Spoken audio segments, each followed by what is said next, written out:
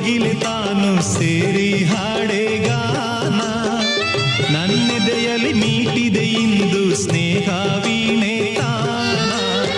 ಜಗಕ್ಕೆಲ್ಲ ಮೈಯ ಮರೆಸೋ ಕಲೆಯೇ ನೋಡು ಸಂಗೀತ. ಸ್ವರವೇಳು ಮೂರು ಲೋಕ ಸೃಷ್ಟಿನಾದ ಸಂಕೇತ. ಶ್ರುತಿಲಯವು ಬೆರೆತಿರಲು ಸ್ವರ್ಗ